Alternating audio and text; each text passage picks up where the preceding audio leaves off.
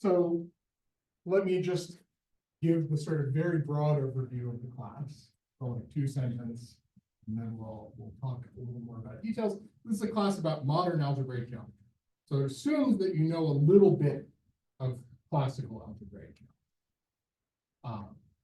What I had said on the website is what would be really good is if people knew the content of the Waterloo classes 446 and 464. So commutative algebra and algebraic geometry, but algebraic geometry sort of only over the complex numbers, only involving finite projective varieties. I don't know if I want to say I'm going to assume you know all that content, but it will be hard to follow what I'm doing. There are recommendations on the website, more useful background. So the book we'll be following will be Ravi Bhatt's. Has the nice advantage that it's available online. We'll roughly be covering chapters 2 through 19.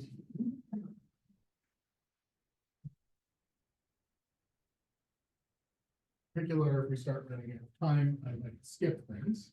And one thing I realized I should have said something about, saying something about now, is there's also this chapter 1 in my book, which is basically category. And I'm expecting there to be a wide dispersion of knowledge of category theory in this class. So I'm not going to assume, I think I will assume that you know the stuff in 1.1. You should know what a category is. Don't, you better start reading 1.1 very fast. The material from 1.2 up through 1.5, probably we will not cover every little bit of it. Some of it is just kind of useful background, but it will be interspersed through the course. So 1.2 through 1.5 is good to know, but I will explain stuff from there when I use it in the course. I decided to ignore Ravi's advice and not have like 3 category theory lectures at the start of the course. We'll see whether that was a good decision or a bad decision. All right, are there any questions?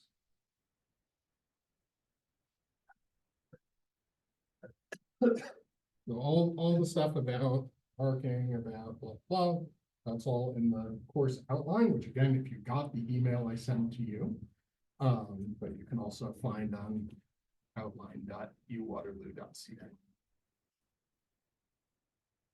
All right, so what is this class about? So like I said, it's sort of trying to build on classical algebra. Let me say a few words. What do I mean by classical algebra?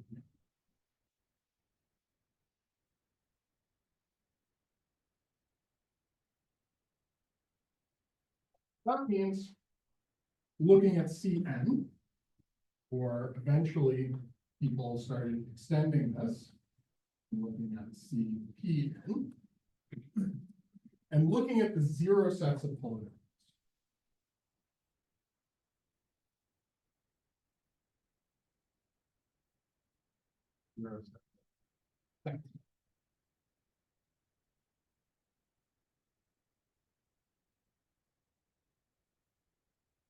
These define some interesting subsets of Cn or Cpn. And algebraic geometry was about studying kind of the structure of these, how they play together, like what happens when you intersect them, etc. How does the geometry of these sets relate to the equations? In particular, people got this very important idea. This is going to be very kind of ahistorical in the order people figured things out, that one of these 0 sets, which for now I'll call an algebraic variety, corresponds to a ring. Variety is called X. Ring is called C of X. And this is, I'm going to describe it geometrically. I would say it's the functions from X to C, which are restrictions of polynomials.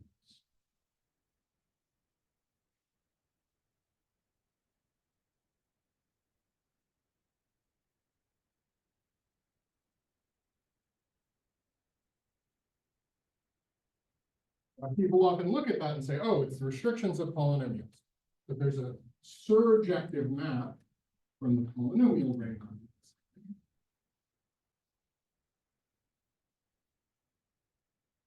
which then becomes an isomorphism if I mod out by the ideal defined.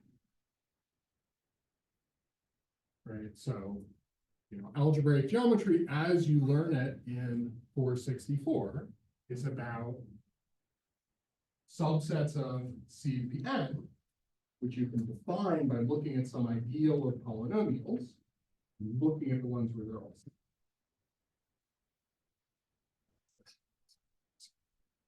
Okay, but this is not all rings. This is a very, very special set of rings. So what do we get here? We get finitely generated.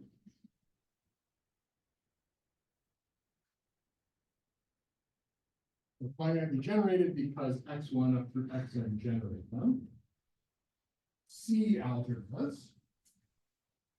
So it's a C algebra contains a copy of C. Should also say commutative, but that's not such a serious restriction. Commutative, finitely generated C algebras with no nil points.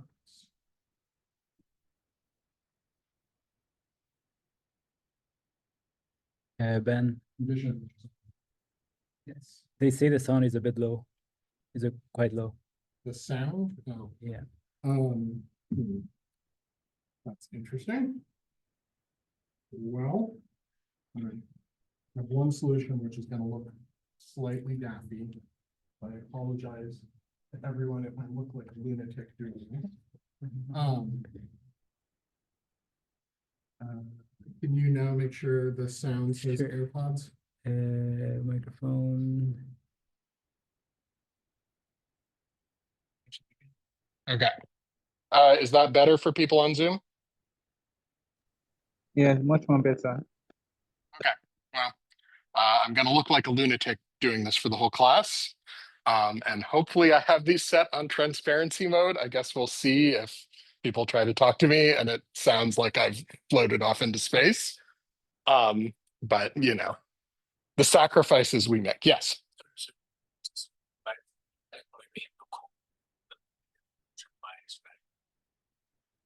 So rings with trivial nil radical are often called radical rings. So you could apply this radical as an adjective to the C algebra, or you could say the radical is 0. All right, any other questions? Okay, so this is cool. We have spaces, and those spaces encode certain special rings. So if you like rings, well, now you have a cool new way of thinking about rings, which is they have a space associated to them. If you like these spaces, now there's a cool new thing you can do. You can think about these rings. All right, but this restriction is problematic for a lot of different reasons. So the kind of key idea of modern algebraic geometry is, well, what about other rings? So what kind of space corresponds to another kind of ring?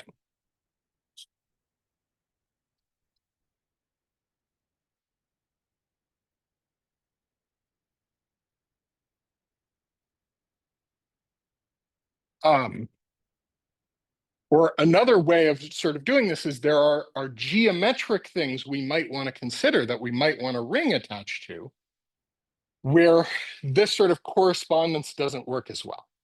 So for example, what about solutions of polynomials over R?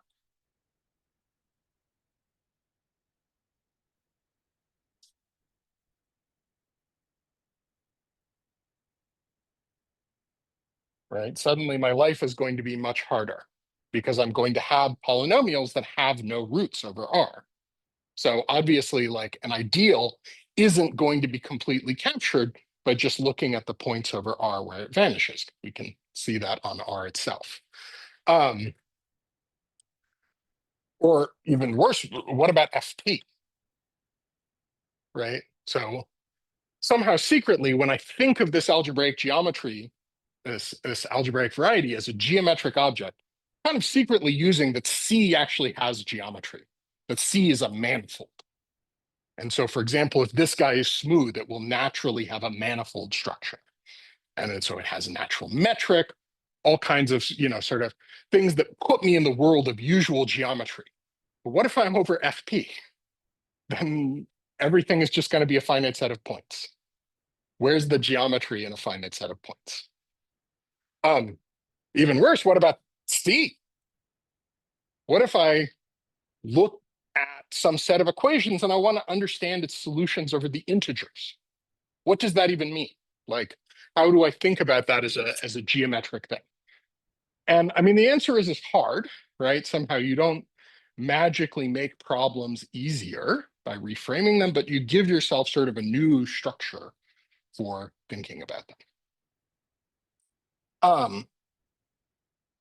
So I would say these are very closely related problems because, for example, if I want to think about the solutions to some polynomial over Z, well, I can look at a polynomial f of xy with coefficients in Z. And I can look at the ring R equals V of xy mod f of xy. All right, this is a nice, perfectly good commutative ring. Everybody loves it, right? And this ring knows what the solutions to the equation f of xy over every commutative ring is. So a homomorphism from R, some other ring S, well, that's the same thing as finding X and Y in S such that f of xy equals 0.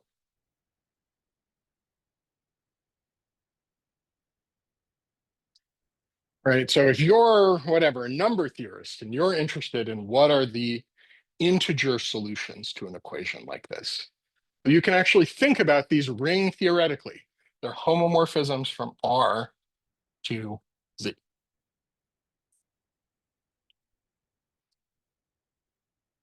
So rather than thinking about just kind of one set, where I only have points with values in C, I can kind of try to think about solutions over all commutative rings at the same time and try to bundle those up into one object.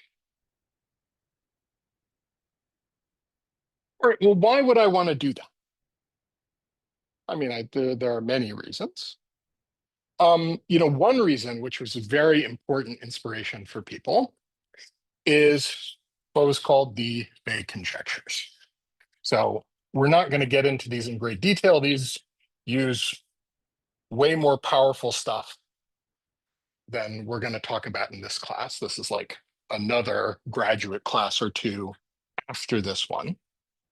But they say something like, if I look at the number of solutions to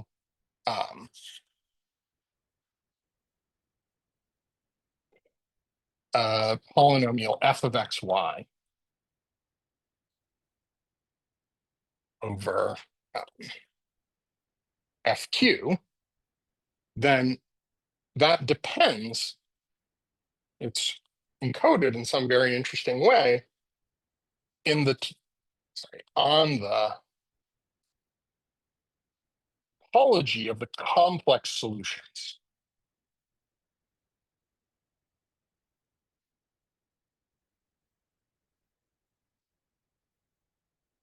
So if I look over C, right, I'm going to be getting a Riemann surface.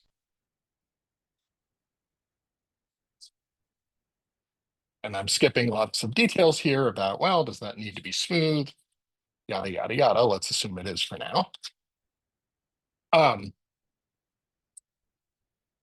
It turns out there's a relationship between these, which is if I look at the number of projective solutions, so I have to think about the projective curve defined by this equation.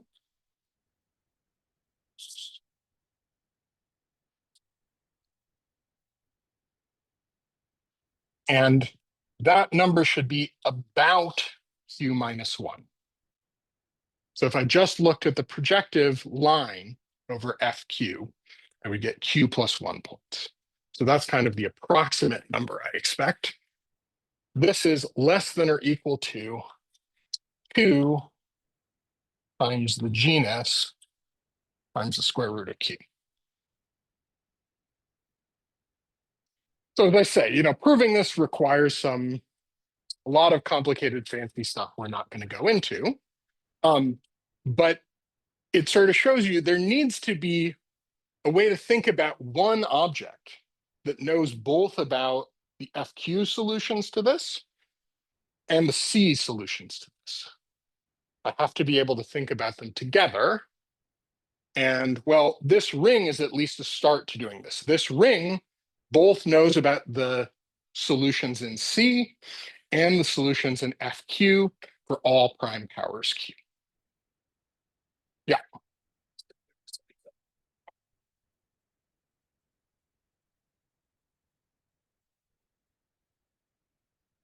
So if I have a ring homomorphism from R to S, right, that has to send X and Y somewhere. And it has to send them to a solution of this equation, right? And if I have elements of S that satisfy this equation, that allows me to define a ring homomorphism.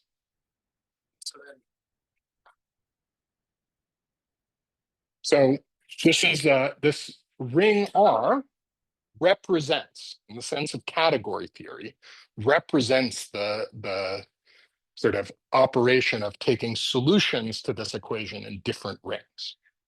Right? Because I have coefficients in the integers, it makes sense to think about this guy in any ring and ask in any ring, what are the solutions to this guy? All right. Are there any questions? Have I completely lost people? Okay. Sorry, as I say, I having the AirPods in, it's slightly disequilibrating, but hopefully it resulted in better sound quality for the people online. Okay. So, we've ended up in this weird spot here, right? Where now we want to take a completely arbitrary ring and find some geometric structure that kind of behaves like the algebraic variety I would get if I took a finitely generated C algebra. So I want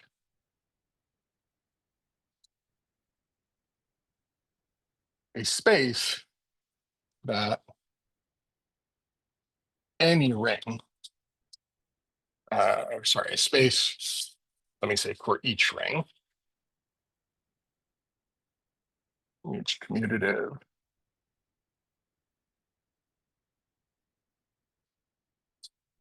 ring R, that R is functions on.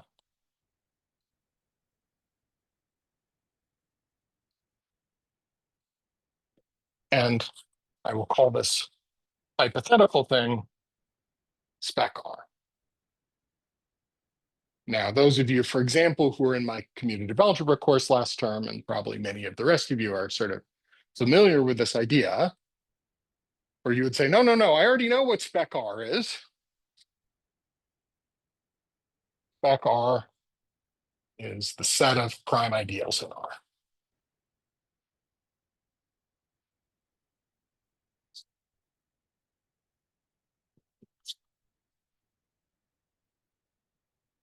And this is a topological space.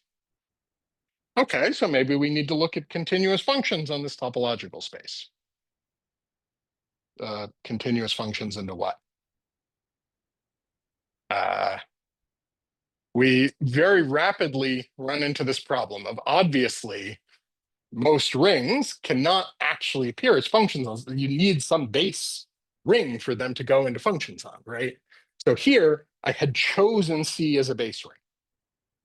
But the whole point of this discussion is I want to get away from doing that. I don't want to have to choose a base field all the time. I want the option of doing that if I want to, but I want to have objects that can sort of sit over Z. So for example, right, if I take spec Z, well, I have the ideal 0, and then I have the ideals generated by all the primes.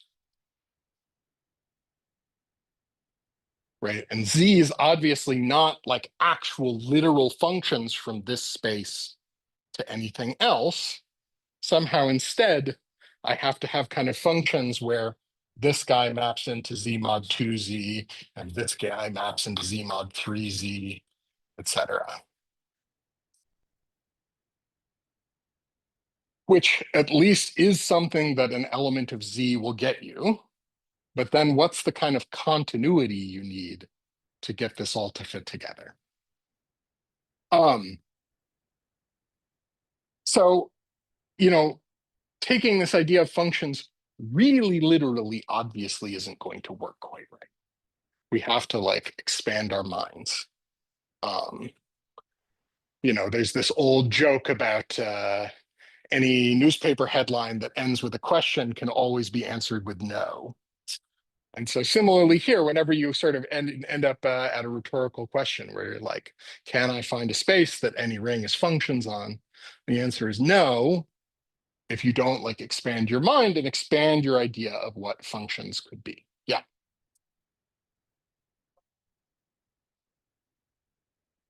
Sorry, so what the topology here is the Zariski topology.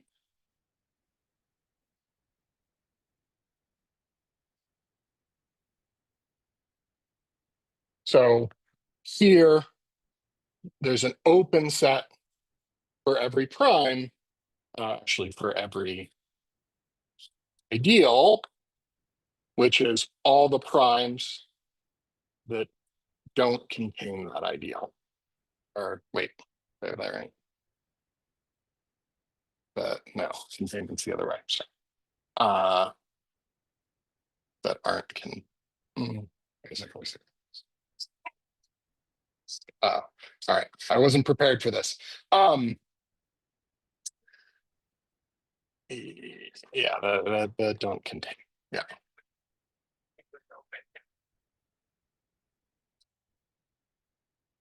Well, yeah, okay.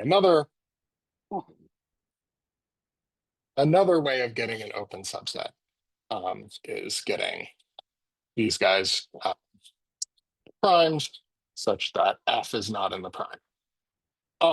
But this is saying that P doesn't contain the ideal F, right? So in particular, if you have a topology, the opens need to be closed under union. And taking the union of two of these, I get primes that don't contain the ideal generated by the two guys.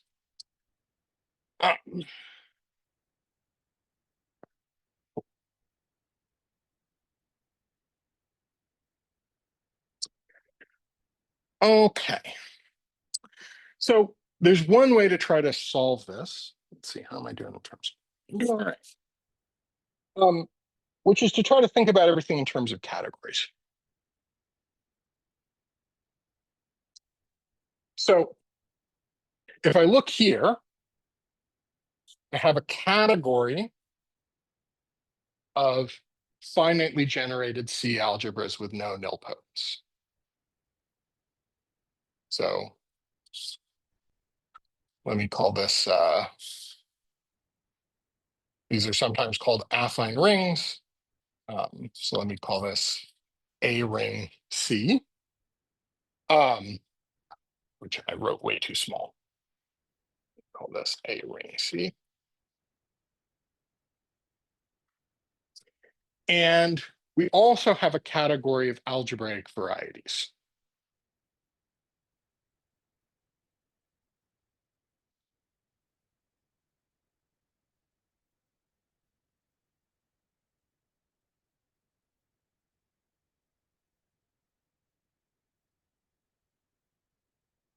Varieties over C, which is all the maps from X to Y. So this is, we call this F bar C. From X to Y, right? When I tell you a category, I have to tell you its object set. So here the objects are algebraic varieties over C, subsets of C defined by the vanishing set of equations. And the harms from X to Y are functions from X to Y, where so X is a subset of M, Cm, Y is a subset of Cm. This is a polynomial map. I'm just restricting this. So again, this is sort of a weird definition. I've heard varieties are kind of strange, but this is also defined in exactly such a way that if I take Hom from X to Y, that's exactly the same thing as a ring homomorphism. So this is Hom and var. Let me get myself a little more right. And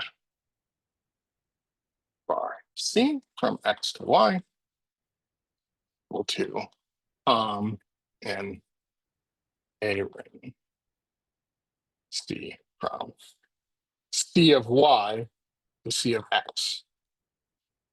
So the homomorphism of rings goes the other direction. Because if I have a polynomial map from Y to C, I can pre-compose it with this phi. And I get a polynomial map from X to C. So that's what this map is. It says this is my F. F maps to F pre-composed with phi. Yeah. Sorry. This is a bijection, right? These don't have a natural additive structure, right? Because the sum of two ring homomorphisms isn't necessarily a ring homomorphism. So they're just sets.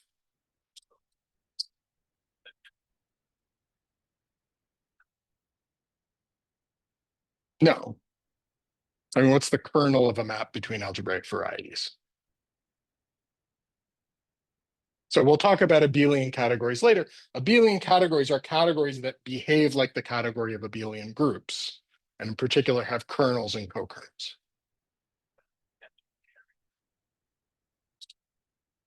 The kernel of a map between rings is not a ring. And certainly the co-kernel of a map between rings is not a ring. So neither of these are sort of naturally abelian categories. All right. Cool. Are there any questions? So again, this is one of these, I can think about sort of geometric questions about, is there a map of a particular kind between X and Y? And I can turn that into ring theoretic questions about ring homomorphisms between C of Y and C of X.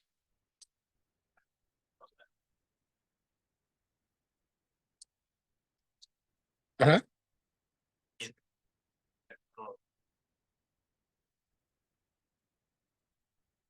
No. No, I mean, I want to, for the moment, I want to put in any ring I want here, right? This definition doesn't depend on anything special about the ring. So there's sort of there's a long list of, well, if the ring has this property, then the corresponding spec will have this property. But I don't have to put any restrictions on R, certainly to define spec on this level, to just say, look at the set of all prime ideas. Yeah.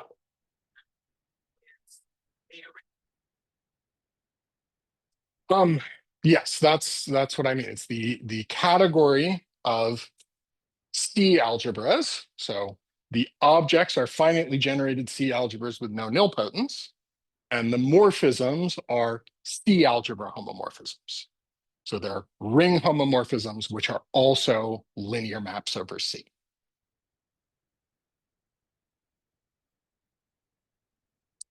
Okay, so this suggests to me an idea. This isn't really how I want to do things, but I'm just throwing this idea out here. I could say that the category of affine schemes,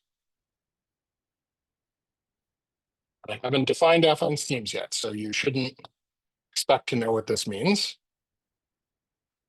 So for the moment, scheme just means hypothetical space attached to a ring. It's the hypothetical geometric structure that this spec R is really supposed to have.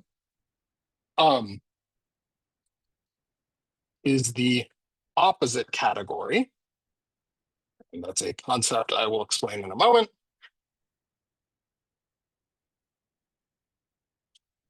to commutative rings.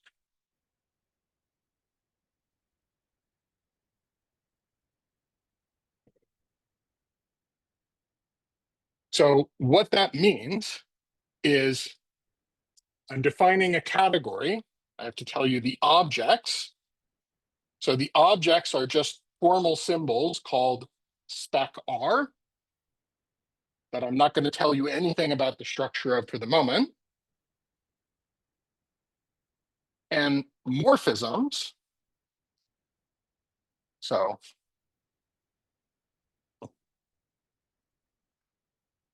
I'll call this AFSC. The set of morphisms in AFSC from spec of R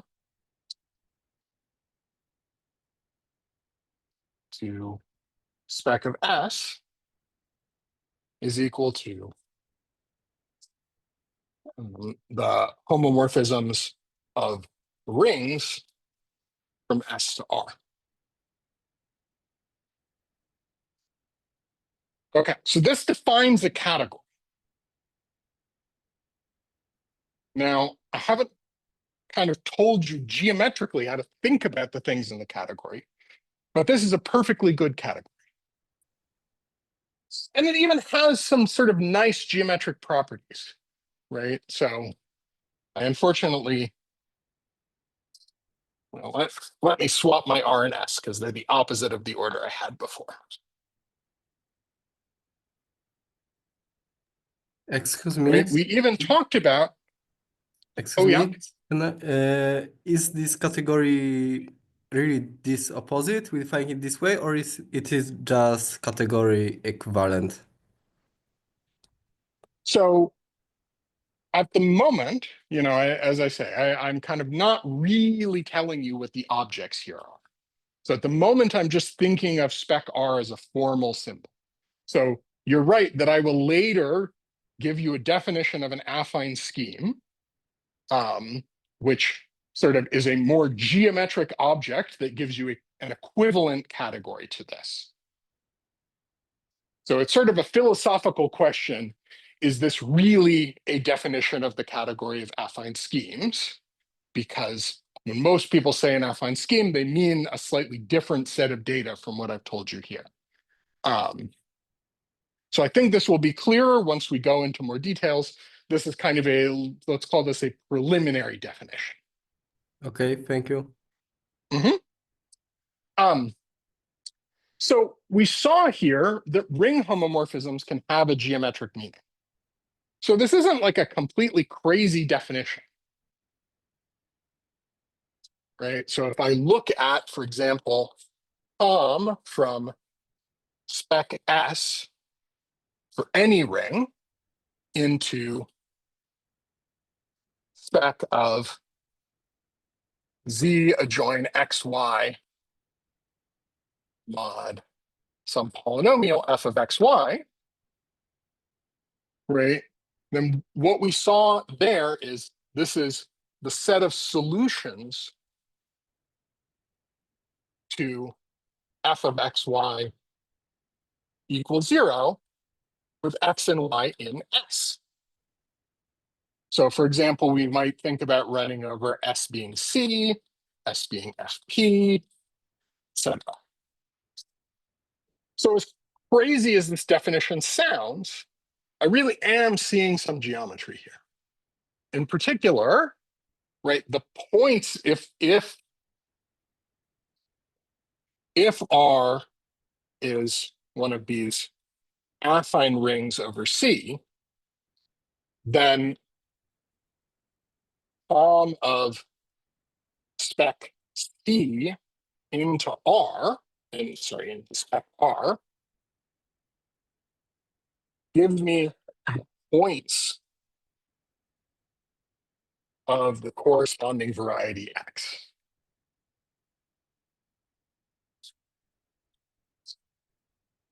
So you might look at this and say, wait a second, this is just stupid abstract category theory. This is supposed to be a geometry course. There is geometry here. It's just kind of wrapped up into this categorical stuff. And I mean, I will say there's like a version of this course where you really take this to be the definition of the category of affine schemes, and you sort of build up the rest of algebraic geometry from there, kind of always thinking about things in terms of sum from spec of a ring.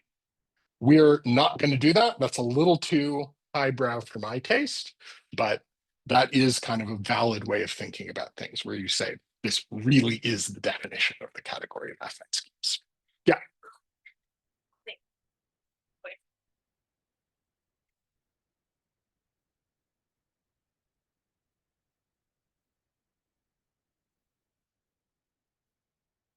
Yes, sure.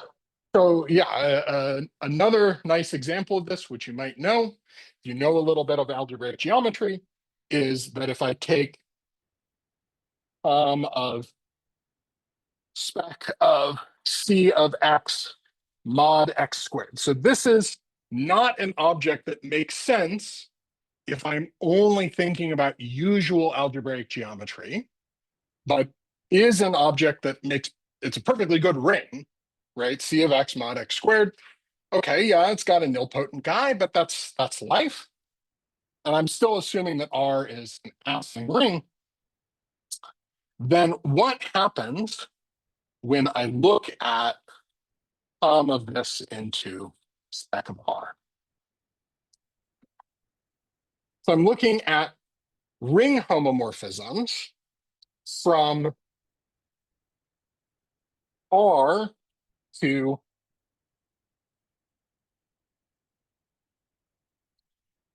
I'm looking at ring homomorphisms from R to C of X mod X squared. Right, let me call this. So C inverse of the ideal generated by X has to be some maximal ideal. So that gives me a point in my variety. But I have some extra information, which is inside here. I have the kernel of phi, and this is an ideal containing m squared, right? Because x squared is 0. And so what I get here is a codimension 1 subspace inside m mod m squared. So this corresponds to a hyperplane in m mod m squared, also known as a tangent vector. There's sort of a little bit of extra information. It's not just a hyperplane, right? This guy x actually defines a function vanishing on this guy. And when I think about that as a function on here, it's directional derivative with respect to some tangent vector. So again, I'm getting kind of more geometric information here, and it's kind of classical geometric information. It's a tangent vector, but it comes from thinking about this nilpotent guy. So this is one of the kind of classic examples of why do you want to start thinking about nilpotent things as having some geometry. Any questions? All right, we got 10 minutes left. So let's try to get a little more down to business. So how are we going to fix this? How are we going to have a more geometric definition of what an affine scheme is?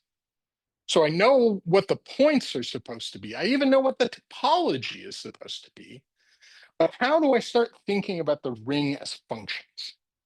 And the answer, which again, probably some of you know, and some of you have never heard of before, is that we abstract away the definition of being a function. And we start talking about sheaves.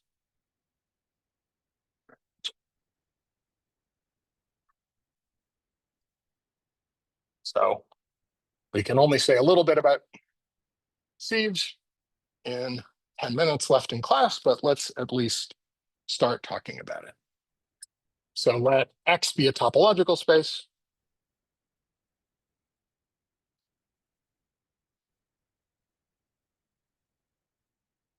And one of the kind of important insights in this world of algebraic geometry is that the kind of important data of a topological space is what are the open sets and what are the inclusions between them. So there's actually a category called open X, where the objects are open sets and the morphisms are inclusions.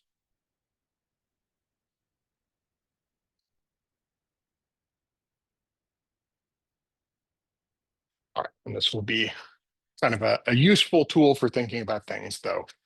I mean, somehow there's going to be an issue, because I know there are some category fans in this class who will want me to kind of phrase everything in terms of functors, which there are good reasons to do.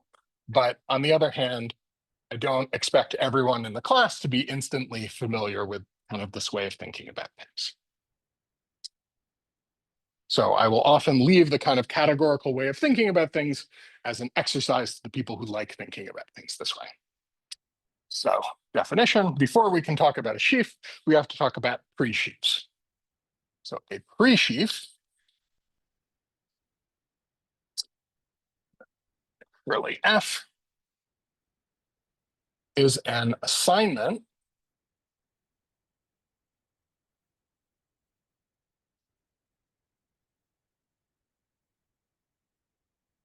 U to F of U for all U open. And most often, you'll see people say that this is a set. Actually could take object in any category.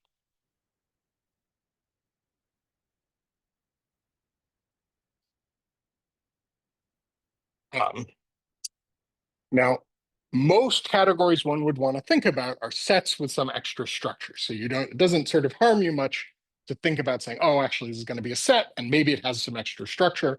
I'm not going to worry about that right now. Okay, well, that's a little too boring. We need some extra structure here. And the extra structure is restriction.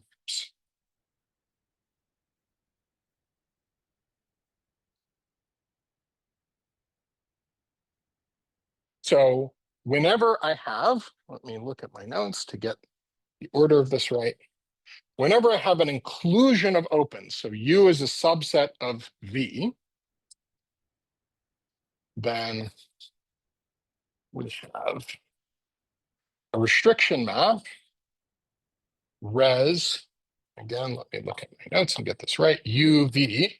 This goes from F of U to sorry, f of v to f of u. So the way to think about this is on this open set, this f of u should think of as some kind of functions satisfying some kind of property. And whatever this property is, it has to be local enough that when I have an inclusion of opens, I can take a function on the bigger set and restrict it to the smaller. All right, and there's an obvious compatibility I need. Shoot, this is going to be a consistent problem. They need to get stronger magnets on these. So the property is that I'm going to have compatibility whenever I have a chain of 3 open sets, right? If I have, again, let me get my notes so I don't screw up the notation.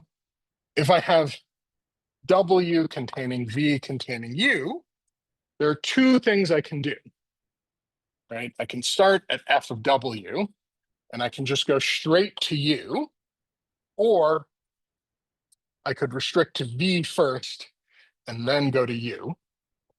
And of course, these should be the same thing, right? Restricting a function to an open subset shouldn't change depending on what order I do the restriction in. So this diagram commutes, yes.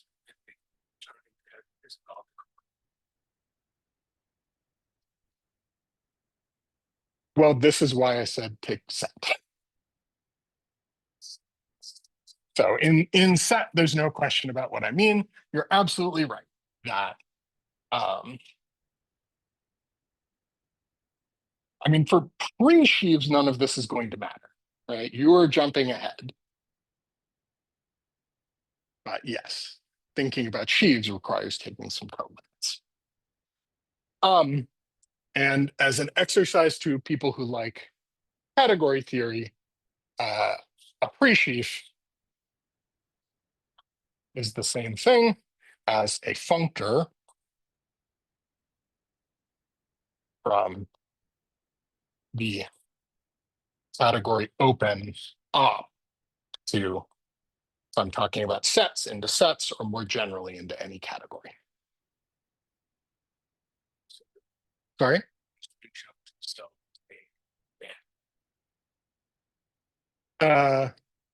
Yeah, I think that might be implicit, but sure, why not add that as a condition?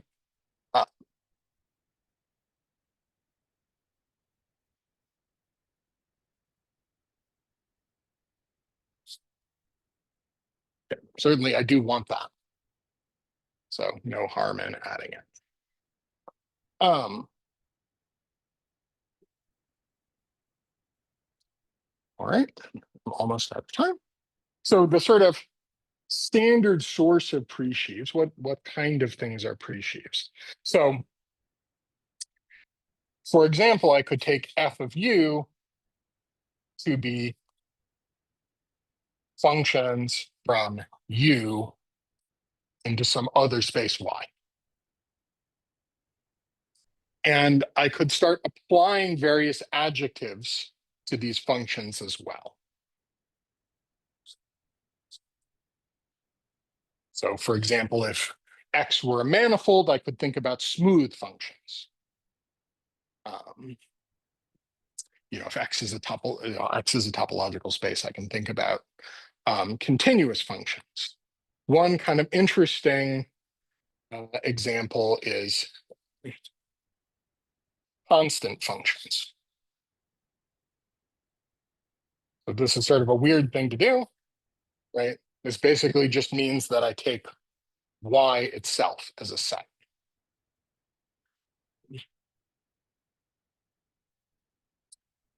All right, I guess I'm basically out of time.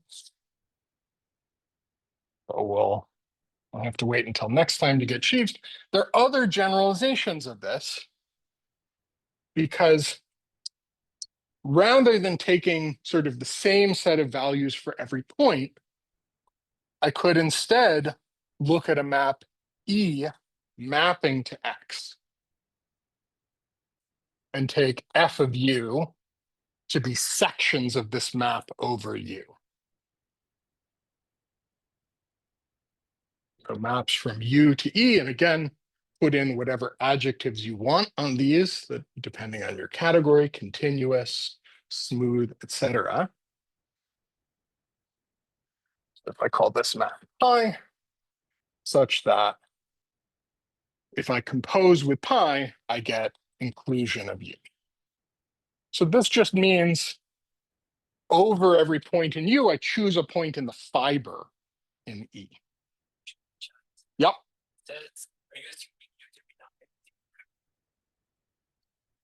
Oh, yeah, Vakil does mention this. It's not going to matter in any practical way. For pre-sheaves, I mean, that is an open set.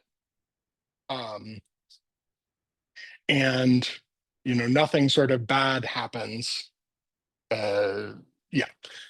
Because I haven't put in the sheaf condition, I don't have to do any special thinking about the empty set. The empty set is an open set.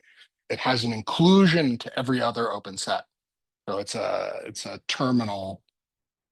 initial object in the category of open sets. But I don't have to do anything special in thinking about pre-sheaves. It gets a little more subtle when you bring in the sheaf condition, but I don't have time to do that today, so we'll worry about that next time. Okay, cool. So what kind of things can you get this way? I'll just mention this and then we can quit for the day. So for example, I could take E to be a vector bundle. So for example, if X is a smooth manifold, I can take E to be the tangent bundle, and then I get vector fields. Right? So F of U is vector fields on that open subset. If instead I take the dual tangent bundle, the cotangent bundle, then I get one forms. If I take the K wedge power of this guy, I get K forms, etc. If I take the P tensor product of the tangent bundle tensored with the Q tensor product of the cotangent bundle, I get PQ tensors.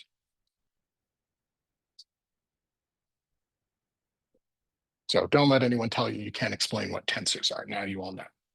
All right. So I think that's all we have time for today.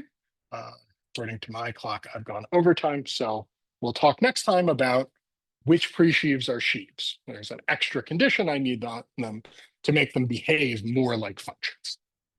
All right. I'll see you then.